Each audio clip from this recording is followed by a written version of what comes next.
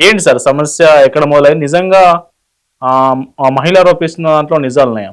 ఆవిడ చాలా వరకు నిజాలే చెప్తోంది. హ్మ్. నేను కానీ ఆవిడకి చట్టం తెలుసుకోవాలి. హ్మ్. ఇప్పుడు విషయం ఏంటంటే, నేను ఆవిడతో మాట్లాడాను. ఓకే. మీరు మాట్లాడినప్పుడు మాట్లాడారు. మాట్లాడాను. ఎప్పుడు ఈ ఇష్యూ బయటకొచ్చిన తర్వాత? హ్మ్.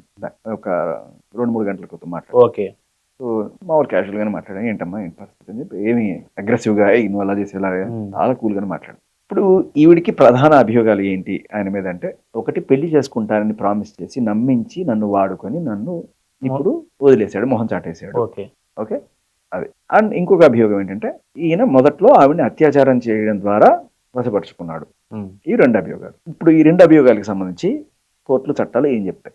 ఫస్ట్ అభియోగం ఈవిడ రాత్రి 10 గంటల టైంలో ఆయన కారు ఎక్కి వెళ్ళడం. ఎందుకు ఆయన కారు ఎక్కావమ్మా నువ్వు? అంటే గన్‌మ్యాన్ ఉంటాడో లేకపోతే ఇంకో వాళ్ళెవరు ఉంటారండి కదా! నీ ఇంటెన్షన్ ఏంటి? నువ్వెందుకు ఎక్కావు? హ్మ్. అంటే ఆవిడ చెప్పిందేంటంటే, ఈయన చాలా రోజుల నుంచి నన్ను ఫోన్‌లోను వాటిలోను వేధిస్తున్నాడు. హ్మ్. ఆయనకి ఇంకా ఎలా చెప్పినా అర్థం కావట్లేదు. అందుకని డైరెక్ట్‌గా ఆయనతో వెళ్ళి కార్‌లో కూర్చొని చర్చించి ఖతం చేద్దాము డిస్కషన్. ఇష్యూని క్లోజ్ చేద్దాం అనుకున్నారు. ఆ! హ్మ్. అది ఫోన్‌లో చెప్తే సరిపోతుంది కదమ్మా! అంటే హ్మ్. ఫోన్‌లో చెప్తే ఆడికి అర్థం కావట్లేదు. హ్మ్. సరే పోనీ కారు దాకా ఎళ్ళావు అక్కడ లేదని టెండోనే పెట్టుకోకండి అని చెప్పేయచ్చు కదా! అది కూడా రాత్రి 10 గంటలకి. అంటే ఎమ్మెల్యే రాత్రి 10 గంటలకి అలాంటివి చేస్తాడనుకుంటారు. ఎమ్మెల్యే సంగతి వదిలేయమ్మా. ఏ ఆడపిల్లైనా రాత్రి 10 గంటలకి వేరే మనిషితోటి మొగుడు గాని వాళ్ళతోటి 10 హ్మ్. గంటలకి ఎక్కడికో వెళ్ళాలని ఎందుకు అనుకుంటది? ఇది ఫస్ట్ కోర్టు చూస్తుంది. ఇది పక్కన పెట్టేద్దాం. ఇది కూడా సరే ఆవిడ చెప్పినట్టుగానే ఒక సదుద్దేశంతో ఆయన్ని మందలించి ఇంకోసారి నా జోలికి రావద్దని చెప్పడానికే వెళ్ళిందనేది నమ్మేద్దాం మనం. ఓకే. ఓకే. నెక్స్ట్ తర్వాత ఏదో జరిగింది. అత్యాచారం అనేది జరిగింది. ఇది కూడా ఆవిడ చెప్పింది నమ్మేద్దాం. తర్వాత ఈవిడ ఆయనతో నేను సుఖంగా కలిసున్నాను అని హ్మ్. ఆవిడే చెప్పింది. హ్మ్. ఇష్టపూర్వకంగానే ఆయనతోటి కలిసున్నాను.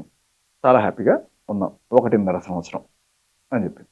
ఇప్పుడు కోర్టులు ఏం చేస్తాయంటే 1.5 సంవత్సరం నువ్వు కలిసున్న హ్యాపీగా కలిసిన తర్వాత మొట్టమొదటిసారి ఏం జరిగిందనేది కోర్ట్‌కి సంబంధం లేదు.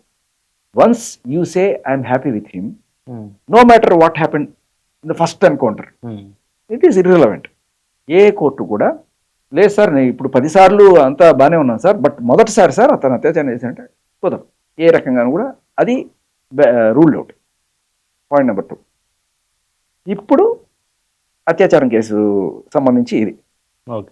ఆవిడ చెప్పింది నిజం అనుకున్నా కూడా వన్స్ అంటే ఆవిడేమనుకుంటుందంటే నేను ఈ సంవత్సరం పాటు కలిసున్నా కూడా మొదటిసారి అత్యాచారం చేశారు కదా! దీనికి శిక్షించండి అంటే దానికి శిక్ష లేదు. హ్మ్. మీరు అప్పుడే కంప్లెయింట్ చేసి ఉండాల్సింది.